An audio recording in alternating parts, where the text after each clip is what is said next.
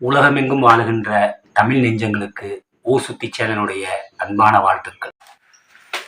இப்ராஹிம் அல்லது ஆபிரகாம் என்று சொல்லக்கூடிய இந்த இறை தூதரை பற்றி யூத மதத்தில் என்ன ஒரு பார்வை இருக்குது, அதனுடைய வரலாறு என்ன அப்படிங்கிறத நம்ம இப்போ முதல்ல தெரிஞ்சுக்கணும்.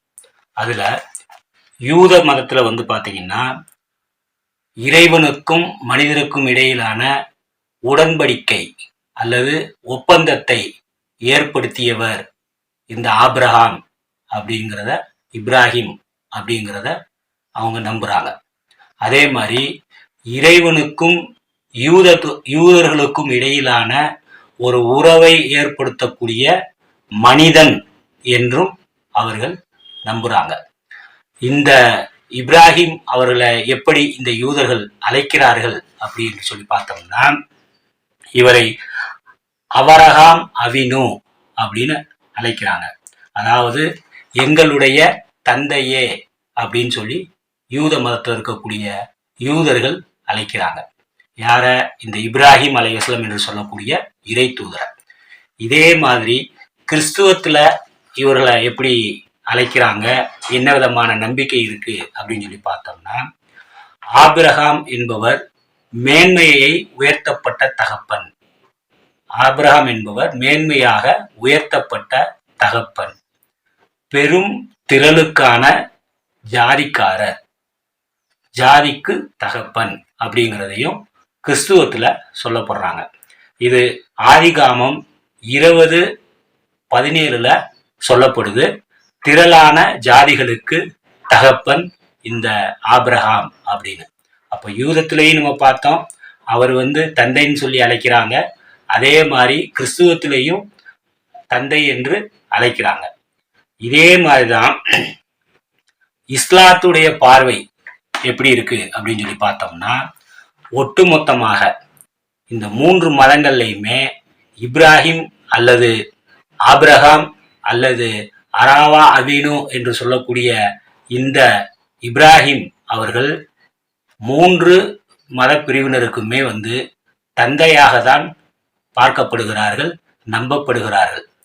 அதே மாதிரி அல் குர்ஆன்ல 2:40 இஸ்ராயலின் மக்களே அப்படின்னு தான் இறைவன் குறிப்பிடுறான். இந்த இஸ்ராயலின் மக்கள் அப்படிங்கிறது யாரை குறிப்பிடுது அப்படின்னா, ஒட்டுமொத்தமாக இப்ராஹிம் அலைஹிஸ்ஸலாம் அவர்களுடைய வழித்தோன்றல்ல குறிக்கக்கூடியதாக தான் இருக்குது. அப்போ இங்க இஸ்லாத்திலையுமே இப்ராஹிம் தந்தை அப்படின்னு தான் சொல்லப்பட்டிருக்குது. அதே மாதிரி இப்ராஹிமுடைய மார்க்கம் அப்படிங்கிறது ஏகப்பட்ட இடங்கள்ல, குர்ஆன்ல நிறைய இடங்கள்ல இப்ராஹிமுடைய மார்க்கம் அப்படிங்கிற இது சொல்லப்படுது. அப்போ இந்த கிறிஸ்துவம், யூதம் மற்றும் இஸ்லாம் இந்த 3மே இந்த ஆபிரகாம் என்று சொல்லக்கூடிய இப்ராஹிம் அலைஹிஸ்ஸலாம் இந்த இறை தூதரை ஒரு உடன்படிக்கையை ஏற்படுத்தக்கூடியவர், ஒரு இறை தூதர் அப்படிங்கிறது தான் சொல்லப்படுது. இது எல்லாமே தகப்பன் அப்படிங்கிறதையும் இவங்க சொல்றாங்க. அதே மாதிரி இந்த சமூகம், யூதருடைய சமூகத்துல தகப்பனாக இருக்கக்கூடிய இவங்களுக்கு எங்க முரண்பாடு வருது அப்படிங்கிறதையும் நம்ம இந்த இப்ராஹிம் அலைஹிஸ்ஸலாம் அவருடைய வரலாறுக்கு பின்னாடி நம்ம பார்க்க போறோம்.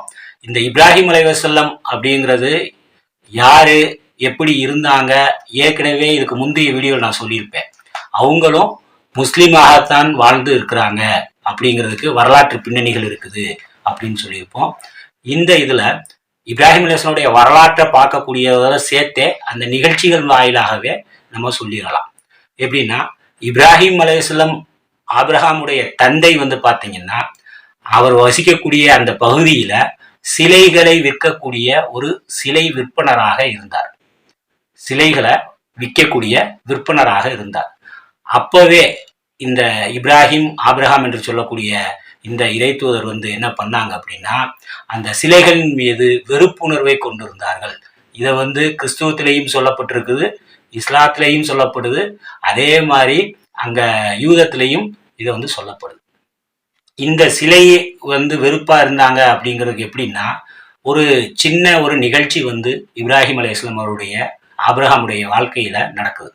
எப்படின்னா, ஒரு காலகட்டத்துல அந்த ஊர்ல வெளியூர்ல திருவிழா இருக்கு. அந்த திருவிழாவில் இவங்க ஊர்ல உள்ளவங்க எல்லாம் போகும்போது இப்ராஹிம் அலைஹிஸ்ஸலாம் அவங்கள வந்து கூப்பிடுறாங்க. அந்த இப்ராஹிம் அலைஹிஸ்ஸலாம் அவர்களை கூப்பிடக்கூடிய நேரத்துல இல்ல எனக்கு உடம்பு சரியில்லை அப்படின்னு சொல்லிட்டு அங்க வந்து ஒரு பொய்யை சொல்றாங்க.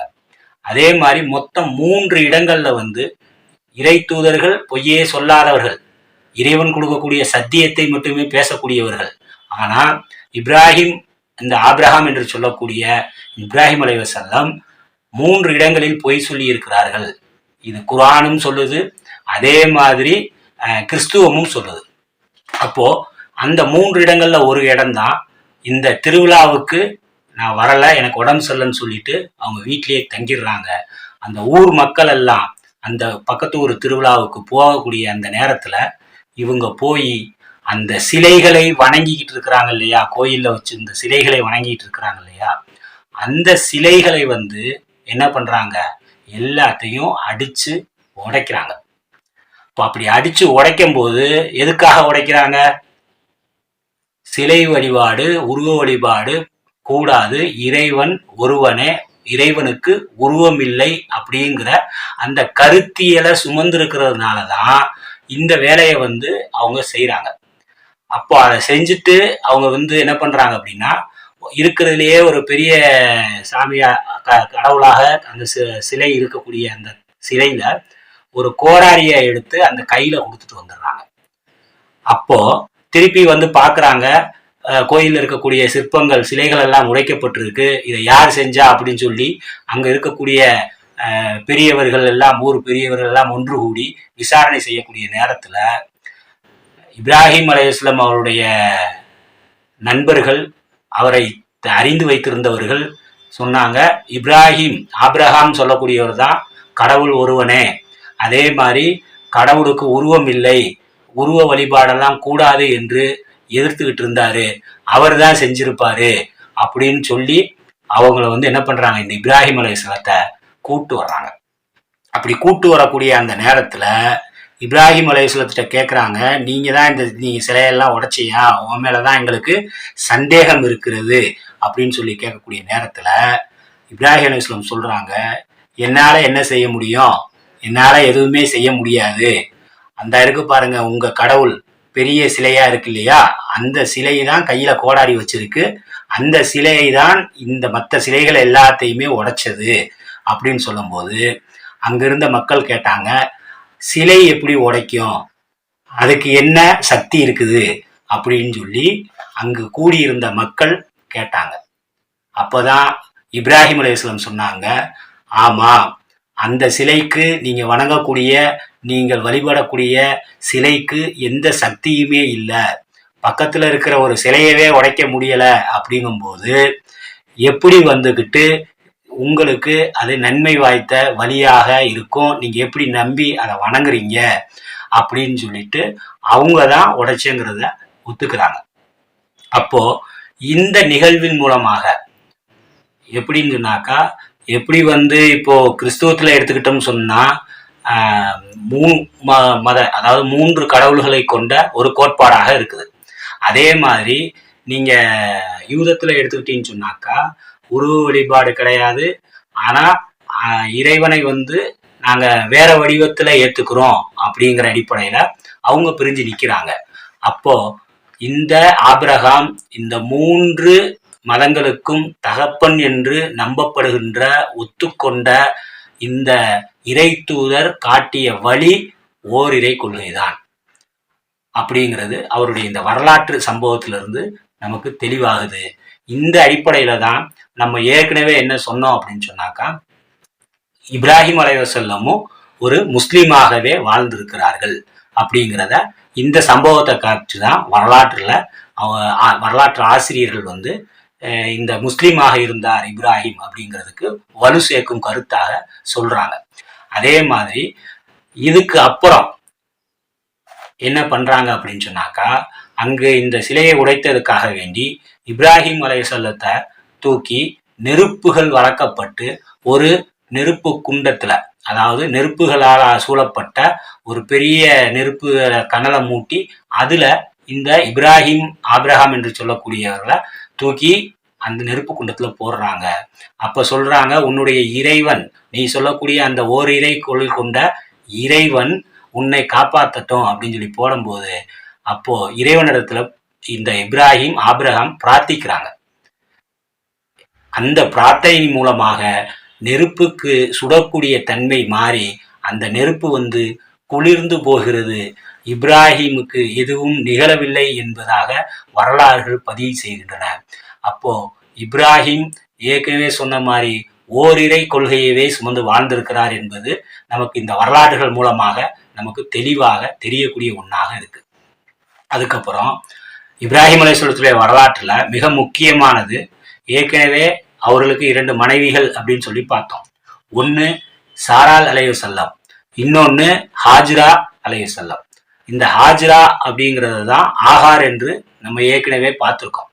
அந்த ஆகாருக்கு பிறந்த குழந்தை தான் இஸ்மாயில் அல்லது இஸ்மவேல் என்று சொல்லக்கூடிய குழந்தை. இப்போ இந்த குழந்தையுடைய விஷயத்திலையும் இப்ராஹிம் அலைஹிஸ்ஸலாம் வரலாற்றுல முஸ்லீமாக வாழ்ந்தார்கள் என்பதற்கு கிறிஸ்துவத்திலையும் சம்பவங்கள் ஏற்றுக்கொள்ளப்பட்டிருக்கிறது. அதே மாதிரி இஸ்லாத்திலையும் சம்பவங்கள் ஏற்றுக்கொள்ளப்பட்டிருக்கிறது.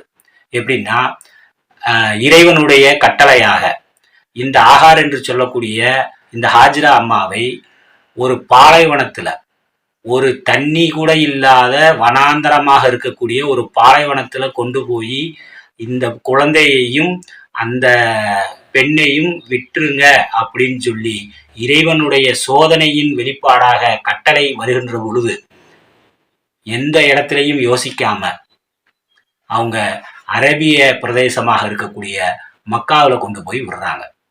அந்த மக்காவில் அந்த விடக்கூடிய நேரத்துல தான் இவங்க சொல்லிட்டு இந்த குழந்தையையும் தாயையும் அந்த பாலைவனத்துல விட்டுட்டு திரும்பி பார்க்காம வரணுங்கிறது தான் இறைவனுடைய கட்டளை. இவங்க அதே மாதிரியே செஞ்சு போறாங்க.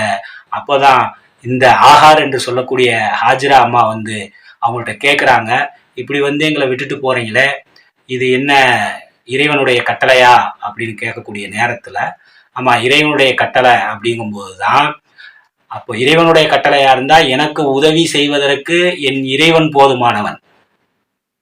பாருங்க, ஒரு வனாந்தரம், அதாவது விலங்குகள் எல்லாம் இருக்கக்கூடிய ஒரு பாலைவனத்துல குடிக்க தண்ணி கூட இல்லாத ஒரு இடத்துல ஒரு குழந்தையையும் தாயையும் விட்டுட்டுவான்னு சொல்லி இறைவனுடைய கட்டளைக்காக அங்க விட்டுட்டு வரும்போது அந்த பெண்ணுடைய ஒரு மன வலிமையை பாருங்க. எப்படி சொன்னாங்க, எனக்கு இறை கட்டளையாக இருந்தால் என்னை காப்பதற்கு இறைவன் போதுமானவன், நீங்க போயிட்டு வரலாம் அப்படின்ட்டாங்க. அப்போ இந்த இடத்துலதான் அவங்க அந்த குழந்தையுடைய தண்ணீர் தாகத்தினால, அந்த பாலைவனத்துடைய சூட்டுல குழந்தையுடைய தண்ணீர் தாகத்தினால அது கத்துது. அப்போ கத்தி இஸ்மாயில் அலைஹிஸ்ஸலாம் அவர்கள் அழுகுறாங்க. அப்படி அழுகக்கூடிய நேரத்துல தான் அவங்க உதயக்கூடிய இடத்துல இருந்து இந்த தாகத்தை தீர்ப்பதற்காக வேண்டி ஹாஜ்ரா அம்மா இங்கேயும் அங்கேயும், அதாவது ஓடி போய் தண்ணியை தேடிட்டு இருக்கக்கூடிய அந்த நேரத்துல இஸ்மாயில் அலைஹிஸ்ஸலாம் அவர்கள் உதையிற அந்த கால இடத்துல இருந்துதான் ஜம்ஜம் என்று சொல்லக்கூடிய இன்று வரைக்கும் சவுதியில முழுவதுமாக தண்ணீர் தட்டுப்பாட்டை தீர்த்து வைக்கிற ஒரு கிணறு உதயமாகுது. அப்போ இந்த நிகழ்வும் இஸ்லாமிய வரலாற்றிலையும் இஸ்லாமிய நம்பிக்கையாகவும் தான் இன்றளவும் இருக்கப்படுகிறது. இந்த நிகழ்வு கிறிஸ்துவத்திலையும் சொல்லப்பட்டிருக்கிறது. அதே மாதிரி இறைவனுடைய சோதனையில அடுத்த கட்டமா தன்னுடைய குழந்தைய இறைவனுக்கு அறுத்து பலியிட வேண்டும் என்று இறைவன் ஒரு கட்டளையை பிறப்பிக்கின்றான். இறைவனுக்கு இவருடைய உயிரை எடுக்கணுங்கிறதல்ல நோக்கம். நான் சொல்லக்கூடிய கட்டளையை அடிபணிகிறானா, ஏன்னா முஸ்லீம்ங்கிறதே அடிபணிதல் அப்படிங்கிறது தான் அதனுடைய பொருள். அப்போ இந்த விஷயங்கள் எல்லாம் சோதிக்கப்பட்டு கொண்டிருக்கும் போது இப்ராஹிம் அலைஹிஸ்ஸலாம் இறைவனுடைய கட்டளைக்கு அடிபணிந்தார்கள். ஆனா இந்த யூத சமுதாயம் இறைவனுடைய கட்டளைக்கு மாறு செய்து கொண்டே இருந்தார்கள். எப்படி அந்த உணவுடைய விஷயத்திலையும் நம்ம பார்த்தோம். அதே மாதிரி போய் இந்த ஊர்ல போய் நீங்க போர் செய்யணும்னு சொன்னா நீங்களும் உங்க இறைவனும் போய் போர் செய்யுங்க அப்படின்னு சொல்லக்கூடிய நிகழ்வை பார்த்தோம். அதே மாதிரி சனிக்கிழமை நேரத்துல நீங்கள் வந்து ஓய்வெடுங்க, உங்களுக்கு எந்த விதமான வியாபாரமோ உழைப்போ செய்யாதீங்க அப்படின்னு இறைவனுடைய கட்டளை வரக்கூடிய அந்த நேரத்தில் இந்த யூத சமுதாயம் அதையும் மீறி என்ன பண்றாங்க அப்படின்னா, ஒரு சில குரூப் இருக்கிறாங்க இறைவனுடைய கட்டளை ஏற்றுக்கிட்டு இந்த யூதர்கள்ல இருந்தாங்க. மீறி இருக்கக்கூடிய சில பேர்கள் என்ன பண்ணாங்க அப்படின்னா, அது மறுதளிச்சு இறைவனுடைய கட்டளை எப்பயுமே மாறு செய்யக்கூடிய கூட்டம் யூத சமுதாயத்துல இருந்துச்சு. அவங்க என்ன பண்ணாங்க, சனிக்கிழமையில இறைவனுடைய வாக்கை மீறி மீன் பிடிப்பதற்காக சென்றார்கள். அப்போ இப்படிதான் இறைவன் சொல்லக்கூடிய ஒவ்வொரு விஷயத்தையுமே இவங்க வந்து மறுதளிச்சுக்கிட்டே வந்தாங்க. அதே நேரத்துல இந்த இஸ்மாயில் அலைஹிஸ்ஸலாம் அவங்கள வந்துகிட்டு இறைவன் பலியாக அறுத்து உங்களுடைய தியாகத்தை வெளிப்படுத்த வேண்டும் என்ற சொன்ன நிகழ்வும் இஸ்லாத்துல உடைய வரலாற்றுகள்ல ஒரு மிகப்பெரிய ஹஜ்ஜு பெருநாள் என்ற ஒரு கொண்டாட்டமாகவே கொண்டாடப்பட்டு கொண்டிருக்கிறது. இது கிறிஸ்துவத்திலையும் வருது. ஆனா அங்க வந்து என்னன்னா இஸ்மாயில் இல்ல இஸ்ஹாக்குங்கிற மாதிரி அவங்க குறிப்புகளை சொல்றாங்க. ஆனா இப்ராஹிம் அலைஹிஸ்ஸலாம் அவர்கள் இறைவனுக்கு முழுவதுமாக அடிபணிந்திருந்தார்கள் என்பதற்கு இஸ்மாயில் அலைஹிஸ்ஸலத்தை கொண்டு போய் அறுத்து பலியிடணும்னு சொல்லி கட்டளை வந்த உடனே தன்னுடைய குழந்தை, அதுவும் குழந்தையே இல்லாம நீண்ட நாட்களுக்கு பிறகு பிறந்த குழந்தைங்கிறத ஒரு தகப்பனுக்கு எவ்வளவு பாசங்கள் இருக்கும். அப்படிப்பட்ட பாசத்திற்கு மத்தியிலையும் இறைக்கட்டளை என்று தன்னுடைய மகனை அழைத்து சென்று அங்க பலியிடக்கூடிய நேரத்துல அந்த கத்திக்கு அறுக்கக்கூடிய சக்தியை இறைவன் இல்லாம செய்யறான். அப்போதான் சொல்றான், நீங்கள் எனக்கு அடிபடுகிறீங்களா அப்படின்னு பாக்குறதுக்குத்தான், உங்களை சோதிக்கத்தான் நான் இந்த கட்டளையை பிறப்பிச்சேன். என்னுடைய நோக்கம் வந்து உங்களுடைய மகனுடைய உயிர் இல்லை அப்படின்னு சொல்லிட்டு என்ன பண்றான், வானவர்கள் அதாவது ஏஞ்சல்ஸ் மூலமாக ஒரு ஆடை வந்துகிட்டு இங்க கொடுத்து அதை அறுத்து பலியிடுங்கள் அப்படின்னு சொல்றான். இப்போ இந்த வரலாற்று நிகழ்ச்சியிலையுமே வந்து இறைவனுக்கு முழுமையாக இப்ராஹிம் அலைஹிஸ்ஸலாம் கட்டுப்பட்டு தான் இருந்திருக்கிறார்கள், அவர் முஸ்லீமாக தான் வாழ்ந்திருக்கிறார்கள் என்பது மிக தெளிவாக நிரூபணமானதாக வரலாற்று ஆசிரியர்கள் குறிப்பிடுகிறார்கள். அதே போல இந்த ஒட்டுமொத்தமாக இந்த இப்ராஹிம் அலைஹிஸ்ஸலாமுடைய வரலாறு என்பது முழுக்க முழுக்க இஸ்லாமியத்தின் மீதே கட்டமைக்கப்பட்டிருக்கிறது.